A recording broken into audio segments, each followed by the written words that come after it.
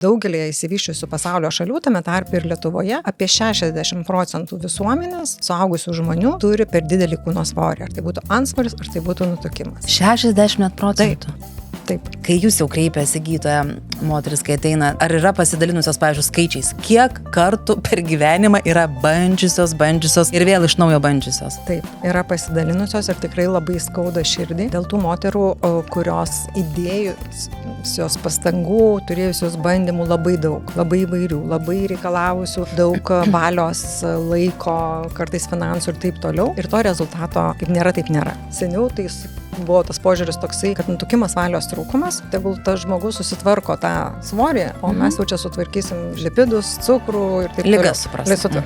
Dabar aš pasakysiu, kad konsultuojant pacientą sergantį nutukimu, man užima labai daug laiko. Netelpu į tos rėmus, nes tą anamnezę įsiaiškinti, kas ten vyksta ir kodėl vyksta, tikrai užtrunka. Moteris realiai per mėnesį tik savaitę gerai jaučiasi, nes ir vis dabar viską sakot. PMS, per menstruacijas, po menstruacijų. Savaitę duoda per mėnesį mums dvi. Nu, bet kokia didesnių yra ir vaimų. Bet. Nutukimas ne valios stoka, o liga. Svorio nepasirinksi. Gydymą gali. Pasitark su gydytoju. Daugiau informacijos manosvoris.lt.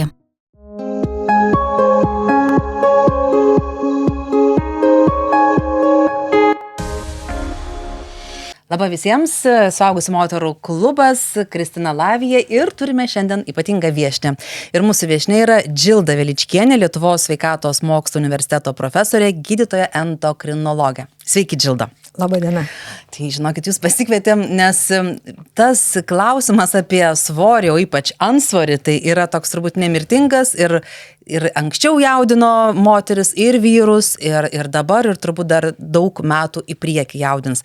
Ir šiandien norime būtent iš tos tokios perspektyvos, gydytojas endokrinologas apie tai pakalbėti, apie visus tos klausimus, kurie iškyla, kodėl tas svoris nekrenta, kodėl draugiai krenta, nors darome tą patį, kodėl vyras valgo kiek nori, o aš suvalgau vieną sumuštinuką ir jisai kūsta, o aš storėju ir dar begalė kitų visų temų ir aspektų, kurios ypač aktualios moterims, nes užgriepsime ir tuos labai turbūt hormoniškai įtakojamus tokius periodus moterų gyvenime, kaip yra ir paauglystė, ir jau brendimas, ir po to nėštumas, ir pogimdyminis laikotarpis, ir žindymas, ir begalė kitų, ir perimenopauzės, žodžiu, be pabaigos. Mūsų tas gyvenimas moterų, tai sakyčiau, yra hormonų amerikietiški kalneliai.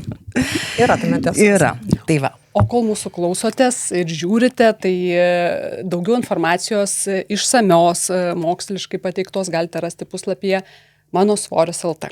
Ten tikrai visko labai daug, ir straipsnių, ir įvairiausių šaltinių. Ir specialistų atsiliepimų. Ir dar ten tokia skaičiuoklė, kur visuomet galima pasitikrinti savo KMI ir netgi liemens apimtį, kuri yra labai aktuali, man sakė kardiologė. Tai gerai, apie viską ir pasikalbėsim. Tai pirmą trupučiuką pasierzinkime su tais svoriais vyrų ir moterų. Ar čia toks mitas, ar iš tikrųjų, gydytoja, ir jūs girdite, kad vyrams tai lengviau šito klausimu, o moteris tai turi, žodžiu, ten orų vos ne tik būti gyvos, jeigu nori sulieknėti arba bent jau sureguliuoti savo svorį. Tai labai ačiū pirmiausia, kad pakvietėt mane į šitą studiją, nes iš tiesų tema man labai įdomi, labai aktuali, labai daug yra klausimų, kurie, sakykime, kai kurie gal yra mažiau apšviesti šiai dienai. Tai gera kalbėti ir gera dalintis tomis žiniomis. Tai pastaruoju metu iš tiesų dėmesys mūsų kūno svoriui ir antsvoriui bei nutukimui yra smarkiai didėjantis. Skaičiai sako, kad, sakykime, daugelį išsivysčiusių pasaulio šalių, tame tarpe ir Lietuvoje, apie 60% visuomenės suaugusių žmonių turi per didelį kūno svorį. Ar tai būtų antsvoris, ar tai būtų nutukimas. 60%? Taip. Tai iš tiesų didžiuliai skaičiai. Jeigu žiūrėtume atskiras grupės, vyrų, moterų, skirtingus amžius, ten dažniai kažkiek tai skiriasi, bet bendrai populiacijoje tai daugiau negu pusė žmonių turi per didelį kūno svorį. Jūs iškart pradėjote apie klausimą skirtumas tarp vyrų ir moterų. Tai iš tiesų didžiuliai skirtumai tarp vyrų ir moterų. Mes kalbam ne tik apie moteris negali būti prilyginta mažesnė vyrų kopija. Mes esam visiškai skirtingos, pradedant nuo mūsų genetikos, pradedant nuo mūsų hormonų kokios yra lytinės liaukos, kokie yra hormonai, nuo receptorių kiekio skirtumas ir taip pat skiriasi riebalinio audinio kaupimas. Tai jeigu... Čia mūsų tas estrogenas, ar ne? Tai estrogenas, taip, bet ir patys riebalai. Sakykime, moteris evoliucijos požiūriu, sakykime, liktai pritaikius savo organizmą yra tam, kad išnešiotų ir išmaitintų vaikelį. Ir organizmas šitą misiją gerai supranta ir stengiasi kaupti riebalus, nes tai užduočiai reikės energijos. Tai moters organizmas iš principo lengviau kaupia riebalus, dažniausiai jie yra podinėme paodyje. Ir tokia savotiška apsauga, kad jeigu būtų nėštumas, reikėtų maitinti, o gal aplinkoje nebus maisto medžiagų patekimo, kad jinai galėtų. Vyras mažiau kaupia. Taigi mes jau starte, sakykime, kai subręsta tiek vyras, tiek moteris turi daugiau riebalinio audinio, mažiau raumeninės masės, o pas vyrus yra atvirkščiai, jie turi daugiau raumeninės masės. Tai nėra kažkoks išsigalvotas stereotipas? Ne, nėra. Tai tikrai yra skirtingai ir ta medžiagų apykaita vyksta skirtingai. Jeigu mes turime daugiau raumenų, raumeninės masės, medžiagų apykaitos greitis yra didesnis, bendrai daugelis apykaitos vyksta kitaip ir jeigu yra daugiau riebalų, vėlgi medžiagų greitis yra šiek tiek lėtesnis. Tačiau kai kalbam apie riebalus, tai reikėtų, dar turbūt tokią žinutę žinoti, kad yra riebalas riebalui nėra vienodas. Riebalai gali kauptis paodėje, gali kauptis aplink vidaus organus. Ir jeigu prasideda procesas, kai pradeda kauptis aplink vidaus organus, tai vadinamas visceralinis nutukimas, tai šitame riebalinėme audinyje vyksta lėtinis uždegimas, įsiskiria visą eilę medžiagų, kurios skatina tokius kitus pokyčius metabolizmo organizme, kaip aterosklerozės progresavimą, dėl to, kad didėja cholesterolio koncentracijos, atsiranda atsparumas insulinui ir kartais patys kilogramai arba riebalų kiekis nebūtinai reiškia vienodą riziką širdies kraujagyslių ligų požiūrių arba diabeto išsivystymo požiūrių ir taip toliau. Tai ką mes matome, pavyzdžiui, plika akimi, kaip atrodo žmogus, tai dar nereiškia, kad jis, pavyzdžiui, turi kažkokių problemų su tikruoju nutukimu. Net jeigu jis yra minkštesnis, apvalesnis. Oi, čia labai gilė. Ar ne? Labai gilė tema palėtė. Tai žinoma, gal pradėsiu šiek tiek iš toliau. Šiai dienai dažniausiai per didelis kūno svoris arba aplamai kūno svoris yra vertinamas pagal kūno masės indeksą. O ar žinote, kaip jis buvo atrastas, tas kūno masės indeksas? Atrastas tai ne, aš tik tai daug maž kaip apskaičiuoti. Kaip apskaičiuoti. Tai iš savotiškai pasenęs tas metodas yra šito būdo, reiškia, kūno masės įvertinimui, šitas metodas savotiškai yra pasenęs dėl to, kad jis buvo atrastas po Pirmo pasaulinio karo, kai tiesiog išmatavo visus potencialius kareivius, žiūrėjo, koks ūgis svoris ir pasižiūrėjo, kad nuo kūno masės indekso 25. Bet vėl nuo vyrų prasidėjo, tai kareiviai. Tai jie turėjo daugiau ligų ir taip toliau. Ir buvo pasakyta, kad 25 yra ta riba, kur sveikesni ir mažiau sveiki žmonės. Bet šiai dienai mes jį naudojam, nors jis neatsižvelgia nei į tai, ar tai yra moteris ar vyras, neatsižvelgia, neleidžia įvertinti, kiek yra raumenų, kiek yra riebalų. O kaulai, pavyzdžiui, daro įtaką, tarkim, būna stambesnių kaulų. Taip, tai mes turim tas kūno masės indeksas, tiesiog skaičiuoja priklausomai, kiek yra svorio ir koks yra santykis su ūgiu. Tai šiuo metu yra šitas kritikuojama ir tikrai ne visiems žmonėms mes galim pagal kūno masės indeksą pasakyti, ar tai yra per didelis kūno svoris, ar nėra. Ir kai kuriais atvejais turim remtis kitais rodikliais, įsivertinti objektyviau, kiek yra raumenų, kiek yra riebalų ir taip toliau. Dabar sugrįžtant prie jūsų klausimo, ar tikrai yra pagal išvaizdą vizualiai galima iš karto nustatyti, ar ne? Tai šiek tiek galima įsivertinti, kad jeigu bus tai vadinamas kriaušės tipo nutukimas, kai yra sąlyginai platus klubai ir lieknas liemuo, tai čia metaboliškai šitas per didelis kūno svoris bus žymiai sveikesnis. Tikėtina, kad tenais nebus lipidų koncentracijos padidėjimų arba bent jinai bus mažesnė lyginant su kitu, tiek pat sveriančiu žmogum, kurio pagrindinis nutukimo tipas bus pilvinis. Tai va, čia mes priėjome prie tavo, to liemens rodmens, ar ne? Čia galiu to ir pasiklausti, kaip tik. Aš kažkaip niekad nežinau, bet kadangi pagal programą pačiai priklausė jau pas kardiologę apsilankyti ir kardiologė manęs ir matavo ir klausė ir sakė, kad reiktų sekti, reiktų žiūrėti, kad 80-85 būtų Moters lėmuo? Taip, moters lėmuo, nes jau tada, jeigu yra didesnis, tai va, tada jau sako, kad jeigu tas lėmuo yra didesnės apimties, reiškia, riebalai kaupiasi jau ir aplink vidaus organus. Tai čia tiesa. Čia labai svarbu šitas matmuo. Mes dabar anksčiau žinodavom, bet gal mažiau klinikiniai praktikoje taikydavom. Dabar tikrai stengiamės matuoti šitą rodmenį ir tai yra labai, toksai tiesioginis ryšys su ta rizika, kiek tai gali atsiliepti širdies kraujagyslių sveikatai. Tai dabar pasikalbėkime apie tą amžiną temą. Dabar parodykit man, prašau, iš mūsų žiūrovių, pakelkit ranką drąsiai, kuri nėra gyvenime nė kartelio dietos laikiusis. Ir garantuotai tos, kurios sakys ne, po to prisimins kokią nors ar paauglystę, ar ten visiškai jaunystę, kur vis tiek kažkas bandė save kažkaip tai pasiploninti vienaip ar kitaip.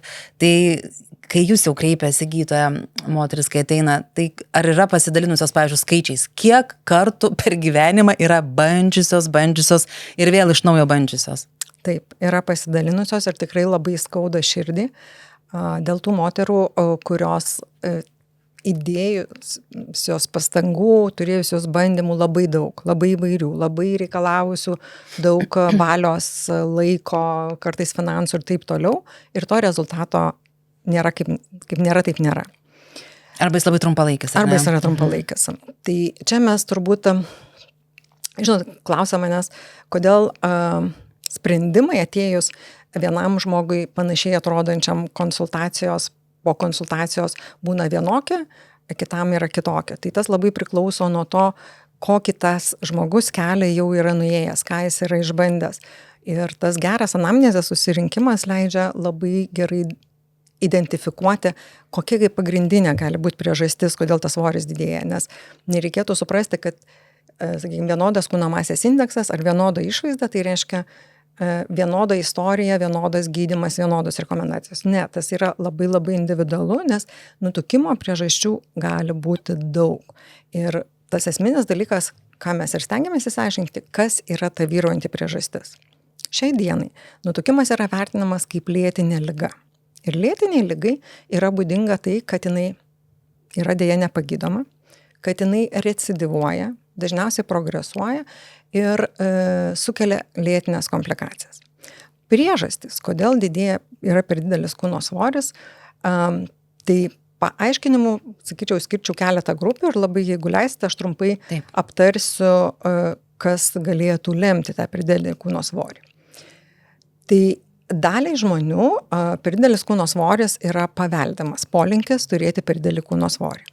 Iš tų paveldimų dalis turi tam tikro geno mutaciją ir būtent dėl tos mutacijos jų šeimoje beveik iš kartos į kartą keliauja tam tikras išvaizda, ar mes vadinam fenotipu, kad tas kūno svoris yra per didelis.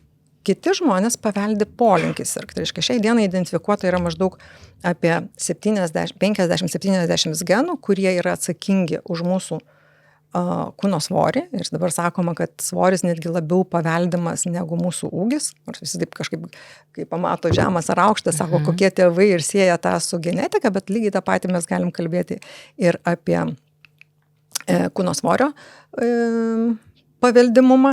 Tačiau vieno kažkokio geno konkretaus, kurį galėtume identifikuoti, didžesniai daugumai žmonių nėra identifikuota. Tai ir atlikti tyrimų, kad, sakykime, ar mes galėtume nustatyti tam tikrą sąveiką arba identifikuoti, šitų dalykų neturi. Trečia priežastis, kuri gali, kaip sakyti, ir jinai veikia, ir tuos pirmus du atvejus, kur mes kalbėjom apie paveldimas formas, bet kartais gali iškreipti medžiagų apykaitą ir kūno svorį tiem žmonėms, netgi jeigu jie neturi to paveldimo polinkio turėti didesnį kūno svorį, tai yra du dalykai. Pirmas dalykas tai yra emocinės sveikatos problemos, kai ar dėl įpročio nuo vaikystės, kai kažkokia vaikas neramus, susinervavęs, nesaugus ir taip toliau, mama jį nuramina maitindama, po to paauglystė vėlgi kaip prizas, kažkoks tai saldainiukas ar dar kažką tai, ir tada susiformuoja ir toks sprendimas emocinių problemų sprendimo būdas pavalgymas. Tai tas emocinis valgymas, taip, su choru. Tai iš reiškia nuo vaikystės, ar ne jau? Ta prasme, čia tą kažkurio gali etapo, atsakyti. ar ne? Dažniausiai psichoterapeutai gilesnių konsultacijų metu pasitikslina. Visokių būna tų istorijų, bet gali tas būti ir nuo vaikystės. Na ir trečia, dedamoji, ketvirta jau čia turbūt bus dedamoji, kuri taip pat turi svarbų vaidmenį svorio didėjimui, tai yra gyvenimo būdas. Tai iš to gyvenimo būdo labai plačiai šnekama, ne? Per daug valgome, per mažai judame. Taip, iš tiesų, dabartinis mūsų gyvenimo būdas, kai iš darbo į mašiną, į darbą, iš darbo į mašiną, į prekybos centrą, tas fizinis išeikvojimas mūsų energijos yra žymiai mažesnis, tas turi įtakos. Kitas dalykas, pasirinkimas maisto, ar ne, dabar yra labai platus.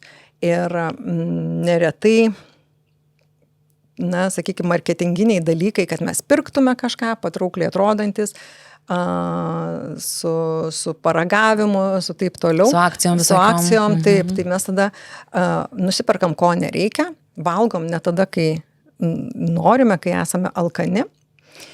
Tai atsiranda tam tikras įprotis arba socialinis elgesys, kai yra tiesiog valgoma, net nejaučiant alkio. Palaipsniui tas padaro taip, kad mūsų organizmas liktai supranta, man čia, aš nebūtinai turiu būti tokia mano kūno masės indeksas, nes yra tokia teorija vadinama, tai vadinama angliškai set pointas, toksai numatytasis taškas, koks turi būti mano kūno svoris. Ir organizmas tengiasi tą palaikyti. Bet jeigu mes nuolatos išderinam, duodam tų kalorijų per daug, tai tas organizmas kilsteli aukščiau. Sako, gerai, jeigu tavo tas yra aukštesnis, tai nieko nedaro, prisitaikysiu ir taip išeitų, kad mes patys, ar ne, už tai esam bent jau iš dalies atsakingi. Tai va šitą dalyką, kaip aš sakau, kad tai nuo žmogaus valios nepriklausanti liga, bet kai kurie komponentai, mūsų sąmoningumas gali padėti juos spręsti. Ir dar vienas dalykas, kurį aš noriu akcentuoti ir dėl kurio man labai skauda širdį, tai yra iš tiesų, kad ne vien tik tai, ką mes pasirenkam valgyti, bet ir kas į tos produktus įdėta, ir mes to galim net neįsivertinti. Ir turbūt pasidalinsiu, čia mano šeštadienio didysis atradimas ir toks nustebimas buvo. Aš dažnai sakau, kad paslėpti cukrai yra labai aktualu. Jų yra labai daug. Jeigu prieš 100 metų žmogus Lietuvoje vidutiniškai suvartodavo apie 8-9 kg cukraus per metus, tai paskui, kai atsidarė Marijampoliai cukraus fabrikas, cukraus kaina nukrito, padidėjo iki 18 kg. Kad tai tapo nebe prabangos jau produktas, ar ne, labai lengvai prieinamas. Mažiau pigesnis pasidarė. Tai dabar vidutiniškai mes sunaudojame apie 80 kg cukraus per metus. 10 kartų daugiau. Nes dabar jau jo išvengti yra sunkiau negu kad anksčiau gauti. Anksčiau, tai jeigu dedi arbatą, tai žinai, kad gauni cukraus, ar ne? O kitur liktai aš atrodo nedėdu, bet aš sugrįžtu prie to savo šeštadienio šoko, tikrąją to žodžio prasme man pačiai. Tai į Lietuvą, kaip žinote, atkeliauja jutikliai, nuolatinio gliukozės matavimo jutikliai. Ir prieš rekomenduodama bet ką pacientui, ar tai būtų fizinis aktyvumas, ar būtų dieta, ar būtų kažkoks prietaisas, aš stengiuosi pati išbandyti, kad žinočiau, kaip jis veikia ir turėčiau savo tokią, neteorinę nuomonę. Ir aš buvau įsidėjus jutiklį ir pietų pavaišino mane sušiais. Kaip ir sveikas maistas, kažkiek ryžių, bet yra baltymo. Aš labai tikėjausi, kad tai bus, visai neturėtų būti didelio gliukozės šuolio. Ir tas gliukozės šuolis buvo didesnis, negu aš per visas tas prieš tai buvusias 10 dienų, bet ką turėjau. Tai čia tie ryžiai? Tai čia greičiausiai ne ryžiai, bet greičiausiai, kad buvo įdėta papildomai cukraus saldinti šitie dalykai. Patys ryžiai tiek daug negalėjo skirti. Tai mano žinutė yra ta, kad reikia labai vis dėlto, jeigu mes skiriam dėmesio savo sveikatai, reikia skaityti, galvoti, kur gali būti tas paslėptas cukrus. Nebūtinai tik mūsų pasirinkimas, kad aš pasirenku tortą arba saldainius. Aš galbūt renkuosi sveiką maistą, bet jame aš net nežinau, nesuvokiu, kad gali būti cukrų. Tai dabar, kai nupasakote, žmogus yra toks kaip dėlionė, toks puzlas, kitaip vadinamas, daug tų detalių. Tai galim po trupučiuką taip išrinkti ir surinksim iš naujo. Tai grįžtant prie tos genetikos. Tai dabar vėlgi, kas ateina ar ne, vat, iš žmonių, iš aplinkos, kas, kaip, dėl ko širdis skauda. Kad būna, kad merginos žiūri galbūt į savo mamas ir jos turi antsvorį ir joms gal neramu, tai ką, ir aš po kažkiek metų būsiu tokia. Arba atvirkščiai, galbūt pradeda pergyventi pačios turinčios antsvorio, tai ką, ir mano dukra, kai užaugs, tokia bus. Ar tai jau yra nuosprendis? Ar čia galima padėti, įsikišti, žodžiu, tiek savo, tiek aplinkiniams? Ir kiek procentų nulėmė, nes, tarkim, aš pati žiūrėjau puslapį mano svoris LT ir aš ten radau informaciją, kad 40 iki 60% antsvorio tikimybės, kad turės, yra genetiškai nulemta. Bet ar ta genetika yra jau nuosprendis? Kiek mes galim patys tai įsikišti ir valdyti? Ne, nuosprendis nėra, bet tai yra žinutė, kad kai kam gali reikėti daugiau pastangų. Tai kai klausite, ar merginai, ar bet kuriam žmogui, jeigu šeimoje yra padidintas kūno svoris, irgi yra rizika, taip yra, bet tai nebūtinai reiškia, kad tikrai tai bus, nes galbūt sukris kiti genai ir tos kortos neiškris ir bus geresnė situacija, bet netgi jeigu ir yra, na, sakykime, taip nutiko, kad iškrito tie genai, kurie didina apetitą, kurie lėtina medžiagų apykaitą, kurie sumažina sotumo jausmą, tai vis tiek taikomos tos priemonės, jos gali prisidėti prie svorio mažinimo. Klausimas, kiek jų užtektų ir kuris yra gyvenimo etapas. Nes kaip jūs teisingai pradžiai paminėjot, iš tiesų medžiagų apykaitos greitas ir riebalų kaupimasis labai kinta gyvenimo eigoje. Šiek tiek galima prognozuoti, koks bus tas fenotipas pagal tai, kaip atrodo vaikai prieš brendimą. Jeigu mes turime pilnesnį kūno sudėjimą, tokios pradinės klasės kažkur? Ne, gal šiek tiek vėlesnis, turbūt būtų mergaitėms ten apie 11-12 metus, nes brendimo laikotarpiu atsiranda augimo šuolis, pasikeičia daug dalykų ir dažniausiai visi atrodo liekni. Bet jeigu vienas iš tokių signalų, kad greičiausiai genetiškai arba šeimoje tam tikri įpročiai, ne kažką valgyti, kažkaip gaminti ypatingai, tai šitas yra savotiškas toksai, jeigu jau yra šituo laikotarpiu per didelis, šiek tiek, kad ir į tą pusę, jau yra signalas, kad čia genetika žaidžia. Tais atvejais, jeigu yra, kaip aš minėjau, dėl vieno kažkokio geno defekto, tai nutukimas dažniausiai prasideda labai anksti. Ir mes čia kalbame apie 2-5 gyvenimo metus, tie vaikučiai jau būna stipriai anksčiau ir būna stipriai didesni ir būna labai didelis tas apetitas. Tėvai turi tikrai problemą sulaikyti nuo valgymo ir taip toliau. Tai čia tie tokie genetiniai nutukimo tipai, kurie pasireiškia labai anksti. Tai bet tėvams irgi svarbu, žinot, kai būna irgi toks mąstymas, išaugs. Žinot, reakcija. Tai gal čia dabar, gal po to, kada iš tikrųjų toms mamoms ir susigriebti kelintose tuose metuose jau yra svarbu atkreipti dėmesį į savo vaiko svorį. Visada. Visada. Šeimos gydytojai tikrai puikiai žino, tikrai matuoja ūgį, svorį, pasako, kuri ten ta procentilė vaikas, pagal kurią auga. Ir jeigu šeimos gydytojas pasako susirūpinimą, kad yra, nes vaikučiams skaičiuojama ne pagal kūno masės indeksą kitaip, tai jeigu yra signalas, jeigu pasako, kad jau yra per didelis kūno svoris, tai reikia. Bet dažniausiai, ir ką aš dar norėčiau akcentuoti, kad neretai tenka į vaiko svorio problemos sprendimą įtraukti visą šeimą. Ir iš tiesų daliai pacientų tai yra visos šeimos, gal kartais, sakyčiau, ir giminės, ar ne? Įpročių keitimas. Įpročių keitimas ir palaikymas, nes vienam žmogui šeimoje kažką pakeisti nėra lengva ir reikalingas tas palaikymas ir visos aplinkos pasikeitimas. O hormonai, aš dažnai girdžiu, kalti hormonai. Tai kai sakom kalti hormonai, apie kokius mes hormonus kalbam, kai kalbam apie svorį. Ir kaip jie prasikalsta. Ir kaip jie prasikalsta. Labai daug yra hormonų iš tiesų, kurie dalyvauja alkio sotumo reguliacijoje, medžiagų apykaitoje. Tai mes čia kalbame ir apie greliną, ir leptiną, adiponektiną, kalbam ir apie lytinius hormonus, estrogenus, testosteroną, apie daugybė kitų medžiagų, kurios įsiskiria, kad ir žarnyne, kad ir tie vadinami gliukagono panašaus peptidai, kurie daro įtaką sotumui alkiui. Tai hormonų yra labai daug. Bet faktas tas, kad gyvenimo eigoje turbūt išvaizdai, emocijoms ir visai mūsų sudėčiai be galo svarbus yra lytiniai hormonai. Tai jeigu laida mūsų skirta labiau moteriams, tai lytiniai estrogenai, hormonai, jie, na, sakykime, brendimo laikotarpiu padidėja, paskui kiekvieno menstruacijos ciklo metu vyksta tam tikri bangavimai, ne, mes turim pirmą ciklo fazę, antrą ciklo fazę, kuri ir tokia mini menopauzė, kai sumažėja šitų hormonų kiekis. Ir moteris blogiau jaučiasi, paskui vyksta ovuliacija, vyksta menstruacijos. Tada... Atsiprašau, kad juokiuosi, mačiau tokį juokelį, negaliu neprisiminti, kad moteris realiai per mėnesį tik savaitę gerai jaučiasi, nes ir vis dabar viską sakot. PMS, per menstruacijas, po menstruacijų, savaitę duoda per mėnesį. Dvi. Nu, bet kokia didesnių yra išbandymų. Bet ateina tam tikras momentas, kai prasideda menopauzė ar perimenopauzė ir tada hormonų perimenopauzės laikotarpiu ten vyksta visokie šokiai su tais hormonais ir visokių bangų, bet jau tokių ne visai aiškių, jeigu, sakykime, iki perimenopauzės mes turim labai aišku bangavimą, nu, esant normos variantui.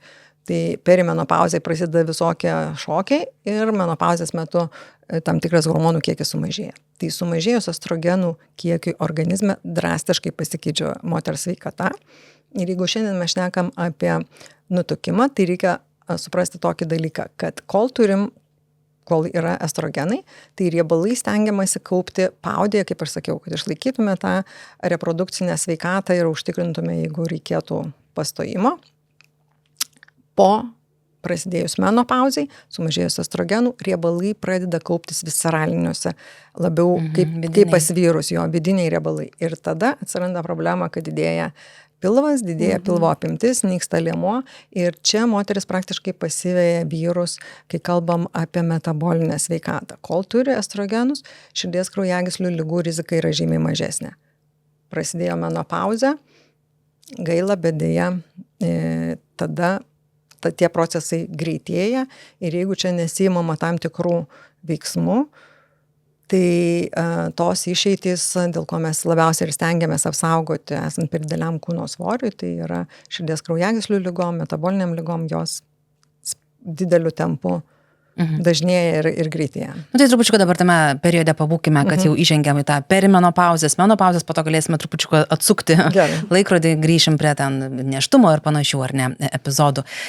Tai dabar, kai apie tą PMS pajuokavom, pašnekėjom, taigi būna, kad perimenopauzė prasideda moteriai, bet tai vis tiek ir menstruacijos, nu, žodžiu, tas, kaip sakot, pasiutpolkė ten, varo tas organizmas, neatsiklausęs, žodžiu, o tu žmogau gyvenk kažkaip. Ir tas svoris turbūt irgi tada, nu, kažkaip moteris, vat, tikrai pati yra esu ir girdėjus, ir pati pajutusi, atrodo, nesuprantu, taigi tą patį dariau kaip ten, kad ir prieš 10 metų, nu gerai, 8. Taigi suveikdavo, 1, 2, porą savaitėlių, viskas gerai, dabar darai, nu neveikia. Taip, jūs teisai, iš tiesų šito laikotarpiu pastangų, jeigu anksčiau nereikėjo, tai jų dabar tikrai reikės, jeigu anksčiau reikėjo, dabar reikės dar daugiau, taip.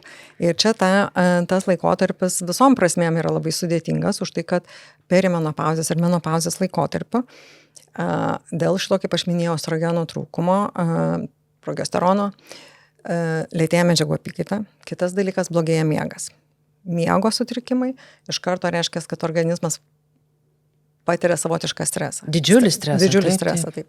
Didžiulis stresas, didėja kortizolio, kiekviena ląstelė, na, ta prasme, dėja insulino, vystosi atsparumas insulinui, kiekviena ląstelė saugosi liktai, kad nu, nesureaguoja insulino tą kiekį, kuris buvo, tada kai jis gamina dar daugiau insulino, kuo daugiau insulino, tuo labiau patekusią energiją, ypač iš angliavandenių, jinai stengiamasi atsidėti, kauptis. Ir tas riebalų kaupimas, jis vyksta turbo greičiu ir čia iš tiesų... O raumenynas nyksta. Ir gaunasi siaubingos žirklės. Ir čia tada moteris turi, na, stipriai pertvarkyti, vienas dalykas priimti savo tą kintantį kūną, kad jis dabar yra kitoks, kitaip reaguoja, bet tai yra natūralu, aš jį turiu jo rūpintis, jis man tarnavo ir dar turi tarnauti 30-40 metų. Bet čia reikia paskirti daugiau laiko savo, nes vaikai užauginti, karjera greičiausiai jau bus padaryta ir jeigu tos nebuvo daryta anksčiau, tai čia tikrai yra laikas pradėti sportui, bet sportas, tai mes kalbam apie 2 rūšių sportą, ne apie aerobinį, kai eikvojama energija, bet taip pat labai smarkiai kalbam, aš labai skatinu, tai yra jėgos pratimai, kad didėtų raumeninė masė. Arba bent jau stabdyti nykimą, ar ne? Taip. Ir taip pat mitybos pertvarkymas. Labai peržiūrėti, kas yra valgoma, kad didžiąją energijos dalį mes gautume iš baltymų, bet ne iš angliavandenio. Tai šitą reiktų pradėti jau perimenopauzės turbūt laiku daryti, ar ne? Ir nelaukti jau, kol jau visiškai bus blogai. Gydytoja, turbūt stebėt irgi socialinius tinklus ir pasakėte kortizolis, tai ten kortizolio pilvukas, kortizolio veidas, kortizolio, kas ten pėdos, nežinau, bet kas.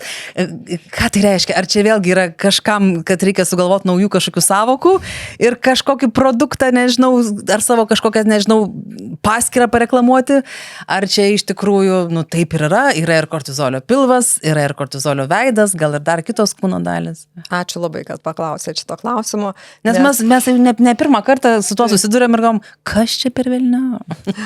Tai iš tiesų mes labai jaučiam.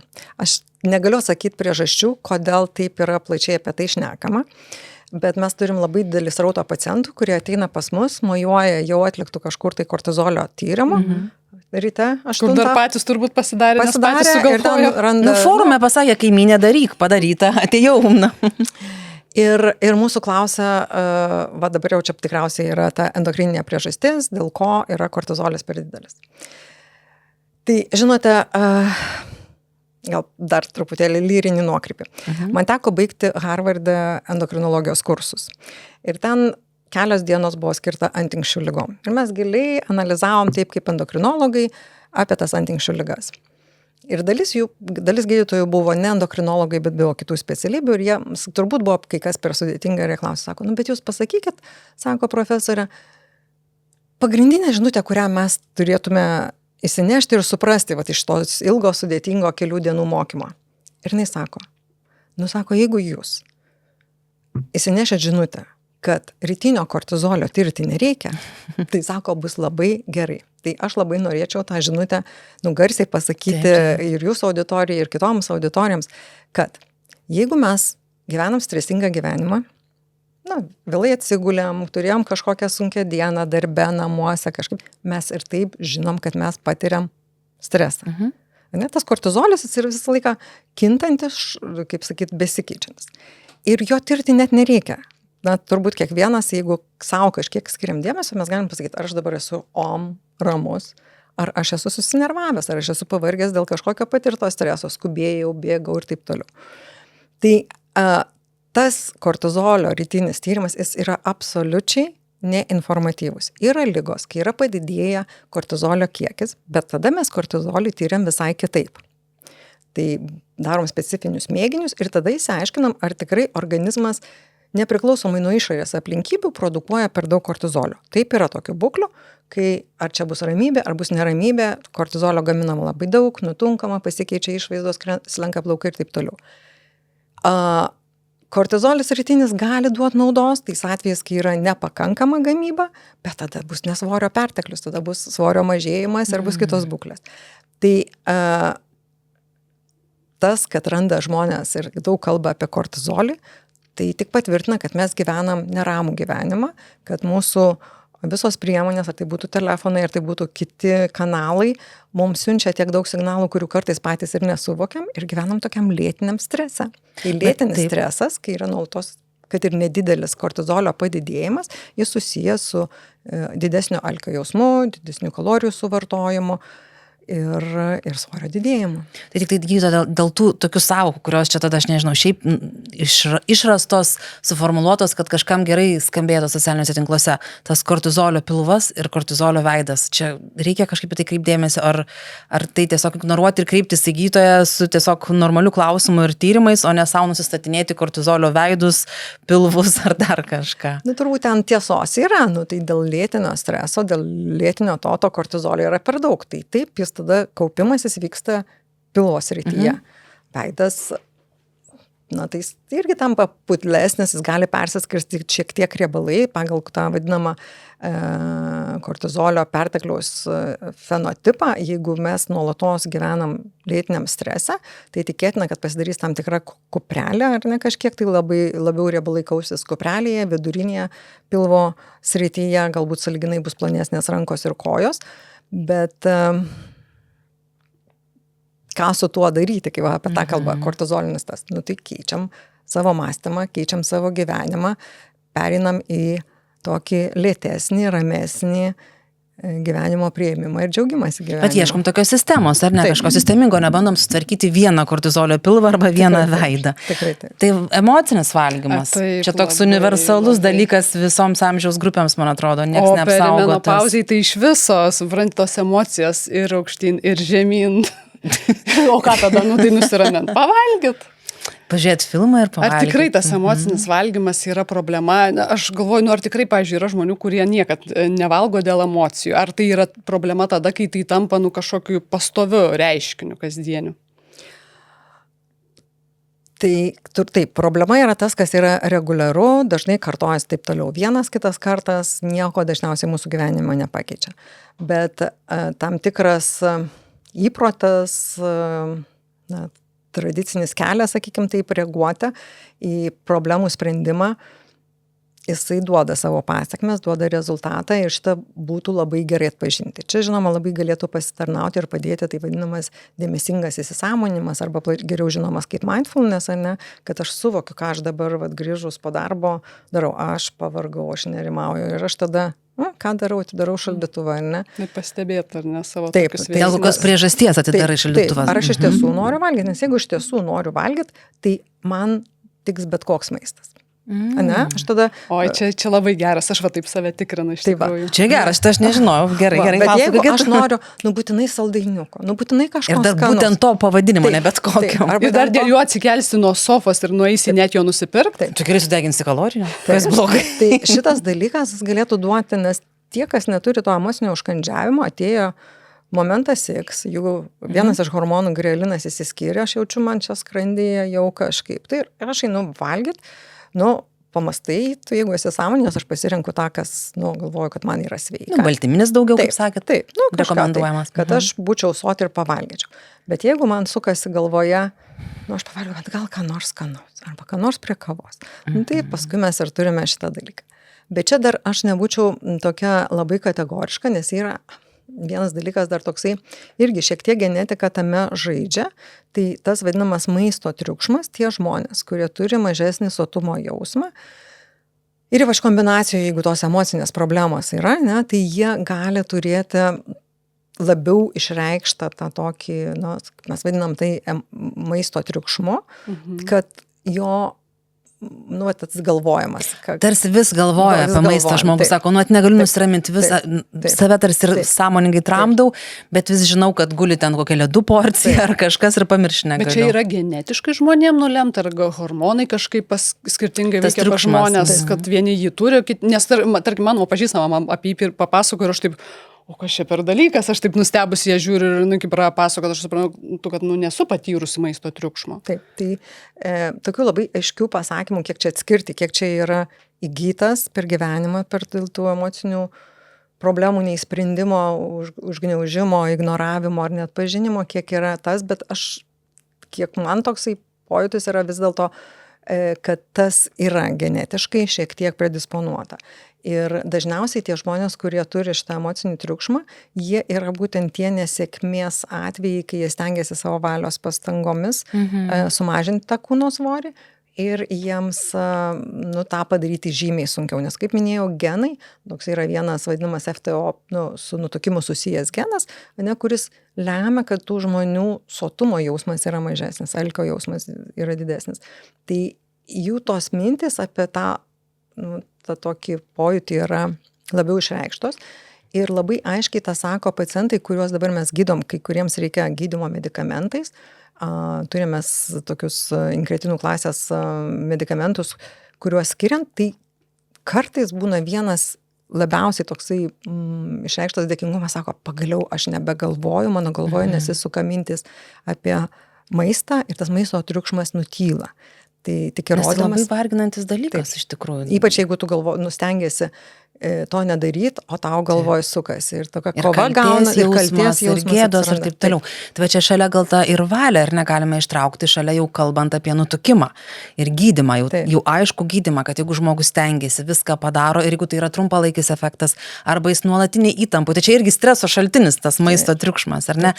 Tai vat vėlgi suprasti, kad tai yra liga ir kad užtek žaisti su dietom ir su kaiminių patarimais, Nes kaimynai gal veikia, nes jin to triukšmo neturi. Keliauti pas gydytoją, ar ne, ir galbūt, kaip sakote, medikamentinį jau gydymą taikyti. Tai bet daugiau apie tą valio ir tą nutukimą ir tą vėlgi stereotipą, kad ai neturi valios, jeigu tu storas, ar ten, žinot, žmonės nesako, tu turi nutukimo problemą, grubiai sako. Taip, yra kartais suvienodinami visi pacientai.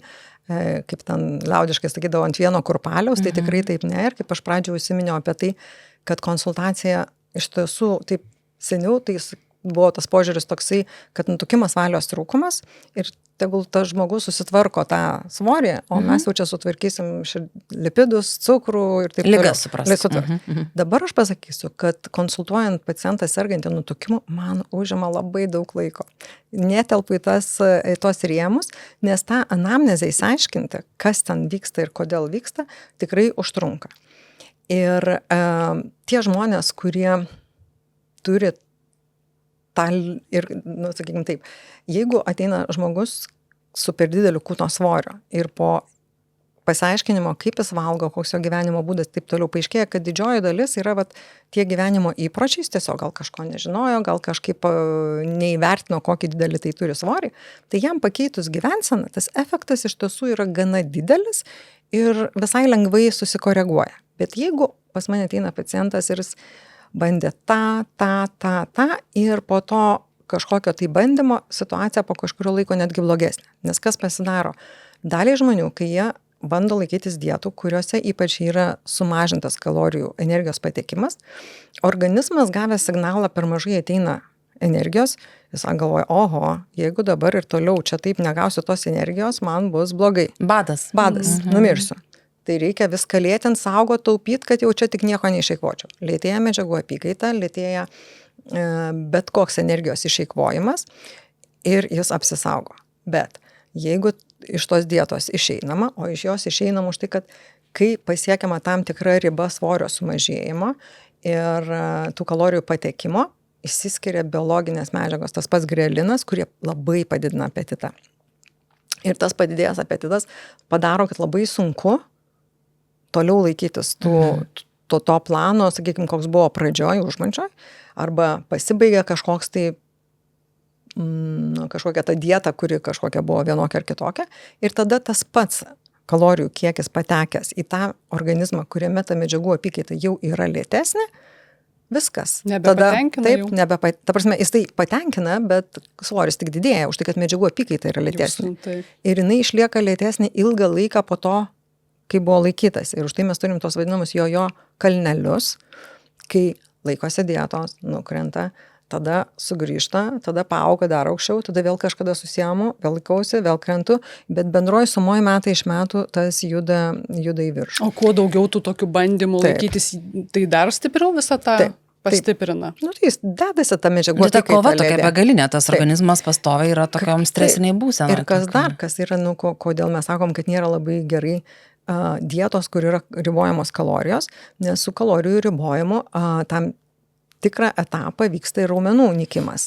Tai vėlgi mažiau raumenų, lėtesnė medžiagų apykaita, kita medžiagų kitaip jinai vyksta ir visa tai prisideda prie to bendrai svorio didėjimo. Tai šitiems žmonėms, kai ta jų istorija jau yra būtent tokia, tai tas sprendimas, tikrai čia dabar yra didžiulė pagalba, didžiulė galimybė, kad mes turim atskirais atvejais, kai reikia galimybę skirti medikamentus, kurie veikia efektyviai. Ir kaip pasakoti šono, tai iš tikrųjų, taigi žmogus gyvena nuolatiniai įtampoje, tokioj psichologiniam strese, tokioj vidiniai kovoj.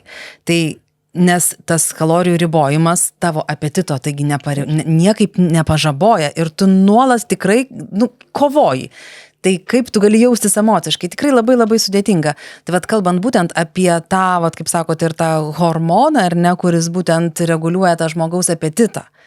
kad kaip tam žmogui pagaliau padėti. Tai viskas ateina tada per tą tokį sureguliavimą alkio to jausmo, kuris yra per didelis, nesibaigiantis, įskaitant tą maisto triukšmą, o tada, aišku, privalgoma bereikalingai. Tai taip, jūs labai teisingai, gražiai viską papasakojate, kad kreipsiu dėmesį ne vienas hormonas.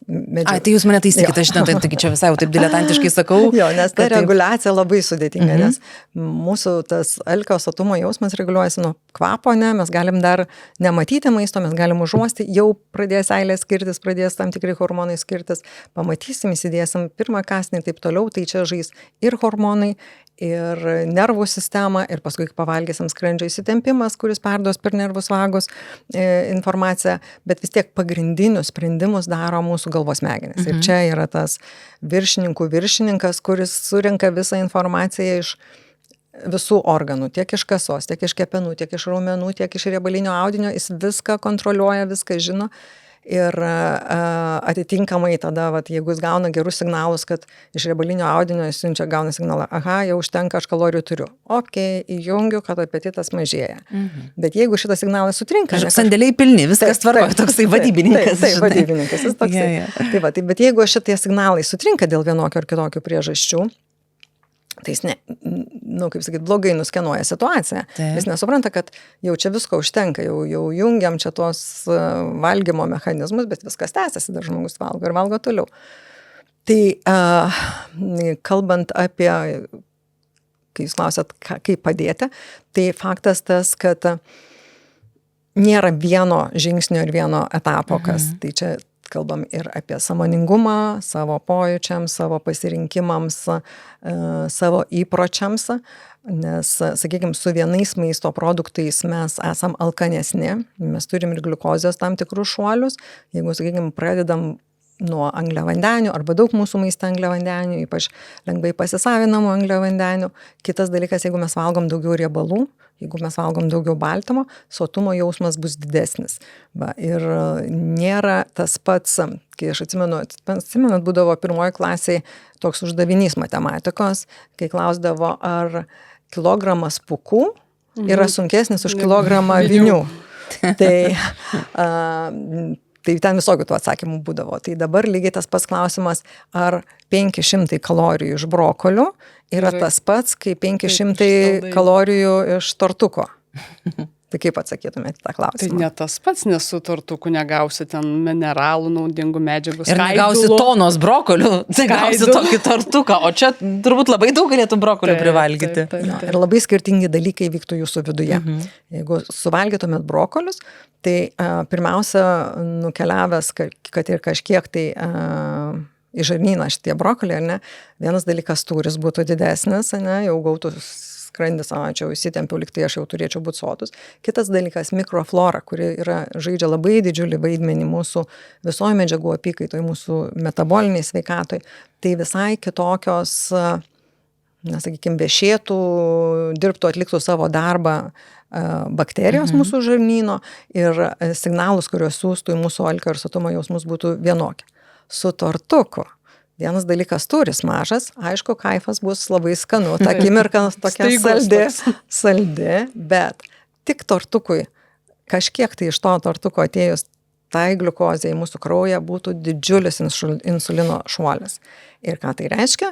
Kad mūsų gliukozė, pirmiausia gliukozė pakiltų, paskui insulinas pakiltų.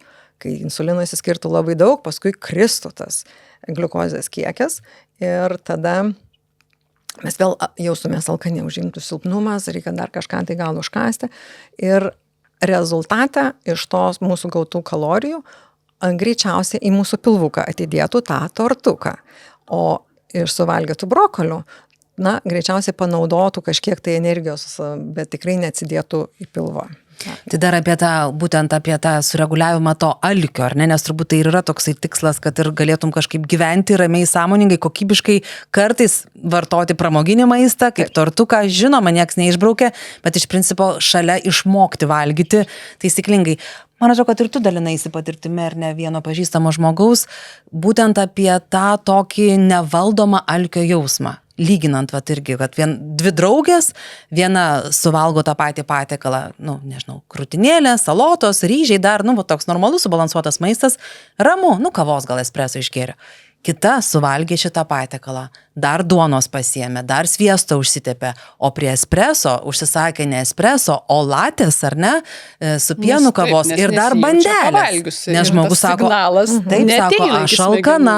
Ir tada viena tiek suvalgius, soti, savaime suprantama, kas jos organizme vyksta, kita ta pati moteris sako, o aš tik tada būnu soti. Tai čia vėlgi, ir tada jau randasi, kad čia jau reikia to medikamentinio įsikišimo. Greičiausiai taip, nes kaip dalis žmonių tikrai turi tą per didelį alkio jausmą ir jis nepriklauso nuo jų valios. Jau atmetus visas ir emocijas, ir valią, ir visus kitus dalykus. Gali būti ir emociniai dalykai, bet gali tas būti tam tikra dalis. Kai kalbant ir įsiaiškinus šitokius signalus, tai tada taip mes suprantam, kad greičiausiai savo jėgom tą padaryti bus arba labai labai sunku, arba bus ribotas efektas. Arba labai trumpai, nes tu negali visą gyvenimą. Arba nedidelis efektas. Ir tada tada mes sprendžiam tą klausimą dėl medikamentinio gydymo. Nes indikacijos medikamentiniam gydymui tai yra, sakykime, kelios. Tai reiškia neefektyvus, arba nepakankamai efektyvus, arba efektas nepakankamos trukmės, taikant gyvensenos keitimą. Nes jeigu žmogus ateina, kurio, sakykime, kūno masės indeksas yra 40, tai jis kažką pakeis, jeigu sumažės keliais kilogramais, tai nebus jam reikšminga metabolinės sveikatos požiūrių tas sumažėjimas. Nes tikslas mūsų gydymo yra priklausomai, tai yra apsaugoti, kad neįvyktų, kaip aš minėjau, širdies kraujagyslių ar kitos metabolinės ir nebūtinai metabolinės, nes nutukimas susijęs ir su padidesnė vėžio rizika, ir su sąnarių problemomis, ir su kepenų problemomis, ir virškinimo trakto ligomis. Ir su lėtiniu uždegimu netgi. Taip, tai lėtinis uždegimas yra toks fonas, kuris predisponuoja visas tas ligas. Tai ir naujausios Europos nutukimo asociacijos gairės taip ir sako. Pirmas dalykas, kai turim žmogų su padidintu kūno svoriu, įsivertinam, kad tai yra per didelis kūno svoris, tada tikrinam, kokios yra komplikacijos, įsivyščiusios ar neįsivyščiusios. Mes endokrinologai dar visą laiką patikrinam dėl mūsų ligų, nes yra keletas ligų, kurios taip pat jau kaip savarankiškos ligos duoda per didelį kūno svorį ir jas būtina atmesti ir įsitikinti, kad jų nėra. Ir jeigu tai nėra tų komplikacijų, tai mes tada, gydymo tikslas yra jų išvengti, atitolinti, ir tam tikras išvaizdos pokytis. Bet jeigu jau yra metabolinės komplikacijos, tai gydymo tikslas yra, kad jos neprogresuotų, kad jos atsitrauktų ir tada jau žymiai griežtesni, tokie didesni tikslai, rimtesnė kalba su pacientu ir kad jisai suprastų, kad tai nėra tik tai išvaizdos klausimas, bet tai yra labai ilgos jo gyvenimo trajektorijos tolima perspektyva. Komplektas. Gyto, tai trupučiuką dar grįžkime, taip greit prasibėgsime per tuos etapus, kurie tikrai labai stipriai veikia moters organizmą, kuriuos žadėjome, ir tada pakalbėsime giliau trupučiuką apie tą patį jau gydymą, kaip jis veikia, kad žmonės suprastų, kas tas semagliutidas, kaip jisai veikia mūsų organizmą, kad tai yra medžiaga, kuri ir gaminasi šiaip mūsų organizme. Tai prasibėkim ir tada galėsime jau taip labai koncentruotai. Tai kada dar moters organizmas patiria išbandymus, kurie yra susiję su hormonais ir antsvorio? Tai moters organizmas patiria daug išbandymų ir vienas iš turbūt svarbiausių moters organizmo misijų ir išbandymų tai yra nėštumas, gimdymas ir pogimdyminis laikotarpis ar žindymas. Ir čia tokia labai šviesi, tauri, graži misija, ar ne, kiekvienos moters gyvenime ir turbūt, aš drįstu sakyti, ir laimė, ir džiaugsmas. Bet tas susijęs su tam tikrais išbandymais, nes šituo laikotarpiu esant įvairių hormonų persitvarkymui, vėlgi organizmas evoliuciniu požiūriu stengiasi, kad jau čia tik tai visko užtektų moteriai ir vaikučiui. Tai šituo laikotarpiu gali būti svorio didėjimas ir iš tiesų šitas laikas yra savotiškas toks kritinis momentas, kur pasisuks. Jeigu šito laikotarpio yra priaugama daug svorio ir tas užtrunka, tai ta trajektorija, kurią paskui keliaus moteris gali būti visai nukrypusi į šoną. Tai todėl dėmesį šituo laikotarpiu reikėtų skirti moteriai, nors suprantu, kad tuo laikotarpiu kartais visas fokusas būna į vaikutį, į pasikeitusi gyvenimą šeimoje, bet tos moteris, kurios atkreipia dėmesį, skiria savo laiko, kurios šeima ir aplinka padeda, kad nebūtų pervargimo, nes vėlgi nemiegotos naktis, fizinis išvargimas susijęs su tuo stresu ir tada yra daugiau suvalgoma, daugiau suvartojama kalorijų ir taip toliau. Tai vat mūsų žiūrovams yra vyrų labai nemažai, koks 5, tada aišku yra aplinka, kurioje yra mamos, tetos, seseris ir taip toliau, tai norime atkreipti dėmesį, kad visi, aišku, labai tą vaikutį tada ar ne, tame kaime kreipia dėmesį, bet nepamirškime mamos ir leiskime jai irgi pasirūpinti savimi ir savo organizmu, nes galbūt tokiu būdu iškirsime štai tokius rimtus dalykus, kurie vėliau susiję štai ir su nutukimo ligomis.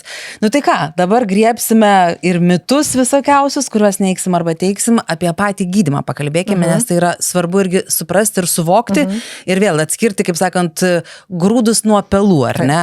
Tai tas semagliutitas, aš girdėjau, kad tai yra medžiaga, tai yra veiklioji medžiaga paties to vaisto, bet taip pat tai yra medžiaga, kurią organizmas pats pagamina. Taip.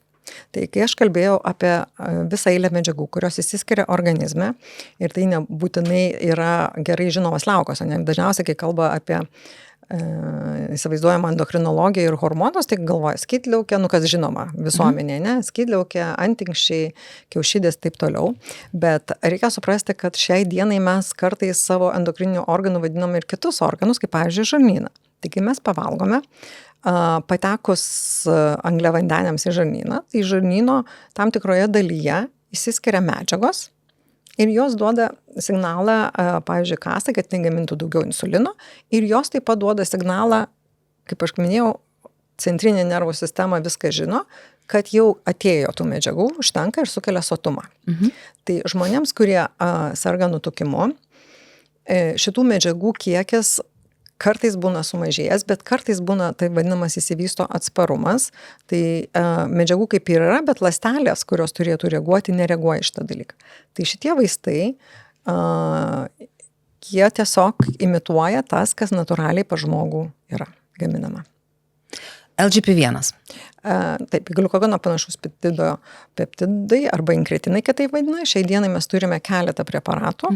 Tai dar yra kitas, kuris veikia į kitą receptorių, bet iš principo vis tiek tai yra kelios medžiagos, kurios įsiskiria žarnyne pavalgius. Gydytoja, ar būna taip, kad ateina žmogus, kuriam, pavyzdžiui, nereikia medikamentinio gydymo, bet jisai labai jo reikalauja. Ir būna žmogus, kuris ateina ir jūs tikrai matote, kad tai bus einama šiuo keliu, bet jisai spiriojasi iki paskutiniųjų. Toks atrodo, kad ant tokių priešingose stovyklose atsidūrė žmonės. Taip, yra. Visokių yra situacijų. Yra kas, kuriam tikrai matai, kad reikėtų, bet, žinot, čia yra kelias ir tu negali iš išorės. Vis tiek tie sprendimai tvariausia, ilgiausia yra tada, kai pats žmogus savo atsako. Taip, aš noriu pokyčio, taip, man jo reikia.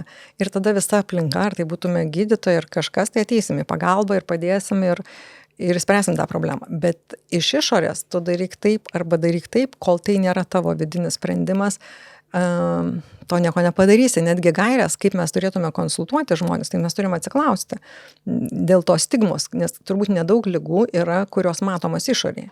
Antsvoris ir nutukimas yra liga, kur iš karto daugelis gali, kaip sakyti, ją įvertinti, diagnozuoti ir pasakyti. Ir labai ilgą laiką nutukimas buvo siejamas su žemesne valia, kad mažiau darbštus, atsakingas, valingas. Nevalinga, nevalyvas, net buvo kažkoks skandalas, taip, kad buvo apšauktas žmogus. Tos dabar kokios rekomendacijos, tai mes ir klausinėdami pacientą, mes taip naudojam tą vadinamą tokią motyvacinį interviu, kad užduodam klausimus ir pacientas pats ieško atsakymų, kodėl jam tas svarbu. Kai kuo pasidalinam, bet turi būti tas vidinis nusiteikimas, nes nei vaistai, nei kažkokios rekomendacijos per prievartą, jos nesuveiks. Yra dalis, kurie nenori, kur tu matai, kad reikėtų, jie nenori. Kiti yra, kurie per daug nori. Yra tokių. Bet dažniausiai tam yra pagrindas. Dažniausiai yra pagrindas. Taip nėra, kad ateitų žmogus, kuriam nėra svorio problemų ir nereikėtų pagalbos. Daliai žmonių yra, sakykime, neišnaudotos galimybės tos gyvensenos keitimo, ką mes kalbėjom. Tai šičia aš tada sakau, staptelėkim ir pažiūrėkim, ką jūs galit pasidaryti su tais pokyčiais. Kas jums priimtina, surandam kiekvienam individualų, nes netinka visą laiką daryk tą ir tą. Tai šitam tinka, šitam įdomu, kitam neįdomu, jis to nedarys. Tada ieškom, kas jam būtų artimiausiai prie jo įprasto gyvenimo, kad būtų paprasčiausia pakeisti, nes įpročius keisti irgi yra reikalų, reikia. Kad tai būtų tas vadinamas, kaip čia sakyti, tvarumas, ar ne, kad žmogus galėtų taip gyventi visą likusį savo gyvenimą, nes turbūt yra tikslas žmogaus ne tik numesti svorį, bet jį išlaikyti. Ir tai yra net sunkiau, numesti lengviau negu išlaikyti. Taip, nes tas užsiveda mechanizmas, sumažinus kūno svorį, ypač jeigu labai greitai, jeigu labai daug, tai mes jau kalbėjome apie tą padidėjusią apetitą ir apie tą pasikeitusią medžiagų apykaitą.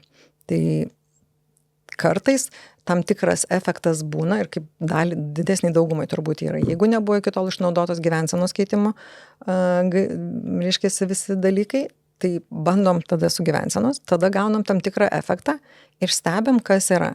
Aha, pasiekėm plato, stabilizavosi, o gal jau atsilenkia. Ar tiek, kiek pasiekėm, mums užtenka, ar matom, kad gerėja metaboliniai, mažėja knarkimas, mažėja lipidai, mažėja spaudimas. Ne, nesidaro šitas. Tada yra vieta medikamentams. O iš jūsų patirties medikamentai padeda žmonėm lengviau kažkaip keisti tuos įpročius gyvenimo, kur vien ant valios pastačius nepavyksta? Taip, labai daug ir labai toksai yra klaidingas įspūdis, kur aš dažnai matau, tai iš tiesų šitie dabartiniai medikamentai, jie veikia alkio sotumo jausmus, pojūčius. Ir žmogus pradėjęs vartoti šitos vaistus, atrodo, dingsta tas maisto triukšmas, aš mažiau noriu valgyti ir tikrai ne vieną esu liudininkė, kai sako, daktarė, dabar aš jau žinau, ką valgyti, aš jau susiėmiau, turiu valios ir nesuvokia, kad tas viskas yra dėl to, kad veikia tie medikamentai. Sau uždeda žodžiu medalį. Ir sako, žiūrėkit, aš dabar jau mesiu, nes aš jau žinau, aš pirmiau nežinojau, dabar žinau. Ne, sakau. Žiūrėkit, jūs tas jums pavyksta už tai, kad veikia vaistas. Nustos vaistas veikti, tas sugrįž. Tai yra tų, kurie pasibandė, taip, ir taip yra, ir sugrįžta ir sako, sakė taip. O reikia suvokti turbūt irgi, kad čia nepasižaisi pats, čia nėra kažkokia saviveikla.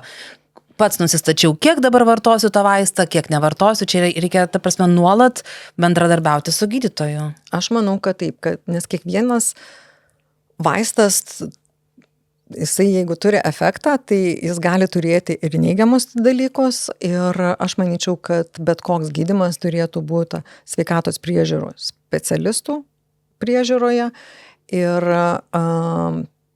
dozės parinkimas ir dozės didinimo tempas taip pat turėtų būti specialistams prižiūrinta.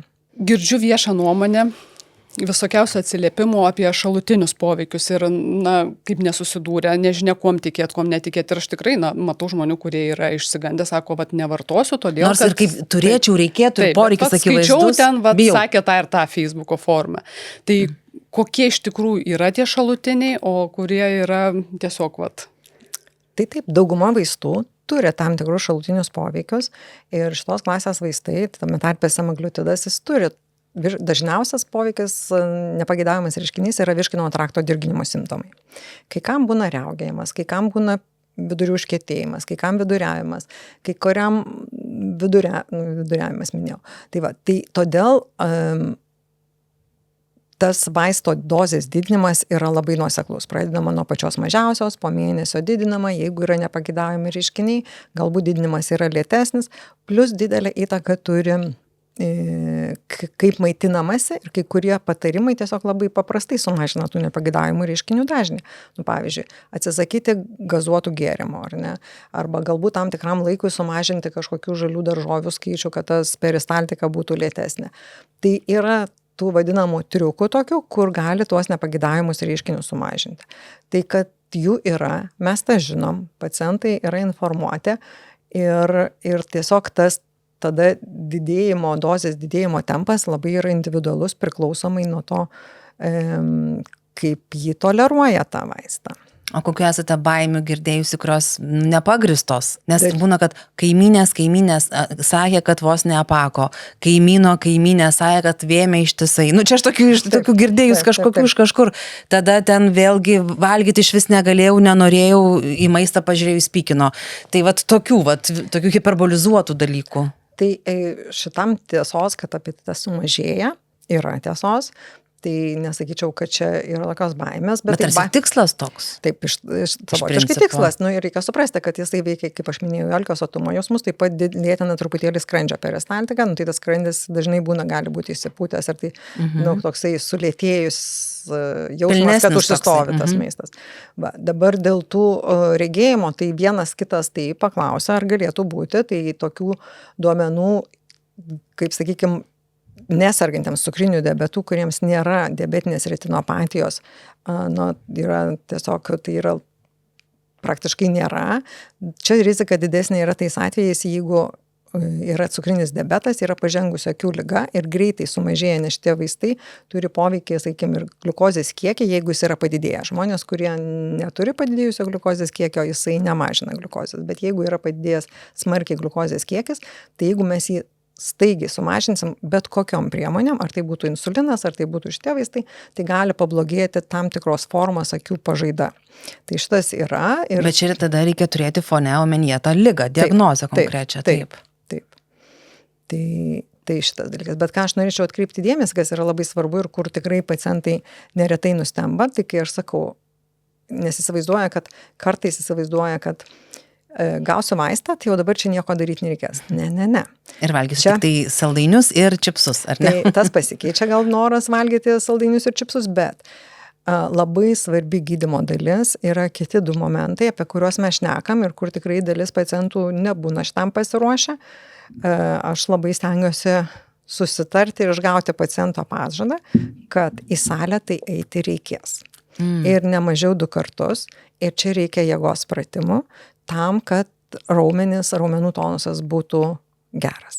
Ypač jeigu tai yra moteris po menopauzė, jeigu yra vyresnio amžiaus žmonės, tai ta raumeninė masė mums labai reikalinga ir aš tikrai rekomenduoju, kad galbūt tam tikram laikui įsipareigotų ne tik savo šeimos nariams, bet ir treneriui, kas padeda sustatyti taisyklingai tuos pratimus, kad ta raumeninė masė būtų auginama. Kitas dalykas yra pakankamas baltymų vartojimas. Tai irgi yra, visai tokia nieko savo užduotis, kad surinkti reikiamą baltymų kiekį nėra taip paprasta, kaip gali atrodyti ir čia reikia tam tikro sąmoningumo. Aš ką išgirdau iš jūsų, kad sėkmė lydės tada, jeigu bus dirbama, kaip sakant, tandeme ir pats dirbsi, kaip sakot, salę eisi ir tos baltymus ir kartu su gydytoju ir klausysies jo nurodymų, kad ir tą dozę parinkti ir didinti palaipsniui, nes ką aš girdžiu ir matau, kad nemažai, aš nežinau, ar jūs pastebit, bando tiesiog savarankiškai gydytis be gydytojo. O, savigyda, tai čia nuostabus dalykas Lietuvoje, man atrodo. Aš tai, žinokit, nežinau, iki manęs turbūt aš kažkokiam gal burbule gyvenu, aš nejaučiu. Pas mane, kur ateina, tai tie žmonės konsultuojasi. Tas, kas yra už tos ribos, aš nelabai žinau, koks tai gali. Mano čia yra patirtis iš Facebooko grupių, tikrai yra didžiulės grupės, kur žmonės dalinasi informaciją ir kaip tau, kaip man. Ir čia mano tai žinutė būtų tiem žmonėm, kur irgi pasitikė, nežinau, žmonėmis Facebook'e, bet neteina iki gydytojo, kad ta sėkmė lydės ir tų šalutinių, kaip sakot, tų šalutinių bus mažiau, jeigu tu laikysiesi gydytojo nurodymų, man šitas labiausiai nuskambėjo. Taip, aš manyčiau, kad, kaip minėjau, sveikatos priežiūros specialistas turėtų būti komandos siekiant ilgalaikių tikslų, nes man kartais keistai atrodo, kai norima svorį sumažinti kažkokiai šventai, kažkokiam čia trumpam laikotarpiu. Tai vis laiką tas toksai galvojimas, kas bus po 5, po 10 metų, ko aš noriu, ar ne, ko aš nenoriu, kad būtų mano gyvenime, ką aš noriu savo gyvenime ir ką aš darysiu, jeigu šitas etapas toksai, ar mano tikslas šičia labai aiškiai pasiekiamas, aiškiai apibrėžiamas, kiek aš ko noriu, kaip šis išmatuojamas, ką darysiu, jeigu nepasiseks, jeigu pasiseks, ką darysiu, koks bus kitas etapas, jeigu bus taip ar kitaip. Tai man atrodo, tas toksai emocinis blaškymasis, pasirinkit vieną priemonę, tas tiko, netiko, gal netaisyklingai vartojau, gal ne tą dozę, gal ne taip dariau, tada šokau prie kažko kito ir tam galutiniam rezultate toksai gaunasi liktai vienas karys, bet nesėkmės atveju nėra ką remtis. Tai aš labai linkiu visiems, kurie klauso šitos laidos, tai yra pirmas dalykas, tai skirti sau šiek tiek laiko kasdieną įsivertinti, kaip aš jaučiuosi, kaip man čia sekėsi ir atsakyti, kodėl man, jeigu tai yra svorio problema, tai kodėl man tai yra svorio problema, kodėl aš tą noriu keisti, nes be prasmės, bet koks pokytis bus trumpalaikis. Ir tada, kai bus aišku, kodėl man tas reikalingas pokytis, tada susirinkti informaciją, kas dabar čia yra tie pagalbininkai, ką aš turėčiau kreiptis ir vėlgi tada su tais pagalbininkais kartu įsivertinti trumpalaikius tikslus, ilgalaikius tikslus ir žinoti, kad tas pasaulis yra labai dinamiškas, naujų dalykų irgi labai atsiranda, tik reikia pasitikrinti, nes iš tiesų dabar yra kai kur nuomonės, kai kur tie dalykai turi įrodymus, pagrįsti tyrimais, tai aš siūlyčiau vadovautis tą informaciją, kuri turi įrodymus mokslinių tyrimų. Jau aš dar pabaigai norėčiau į tą aplinką žmogaus kreiptis, nes mes irgi išmokime komunikuoti apie tam tikrus dalykus, jeigu yra nutukimas, jis gydomas medikamentais, kad neaiškinkime, nesikiškime, žodžiu, nenurodinėkime, kas ką rinksis, kaip rinksis ir negalvokime, kad jeigu, tai ką tu čia visą gyvenimą buvai tokia, tai dabar jau kažką keisi. Ne jūsų reikalas, palaikyti savo artimuosius ir padėti, kaip sakote, surasti tinkamus būdus, o ne piršti savo nuomonę, kad aš žinau geriau, kaip turi būti. Tai labai ačiū dar sykį šiandien mūsų tinklalaidėje Suaugusių moterų klubas viešėjo gydytoja endokrinologė Džilda Veličkienė.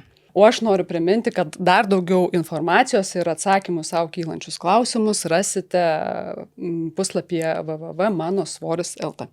Ten straipsnių visokių nuorodų labai naudingų, tikrai ramiai pasidarykite arbatėlės, kavytės, be torto, ar ne? Ir pabūkite tame puslapyje, kur naudingos daug info. Ačiū dar sykį. Ačiū, gydytoja.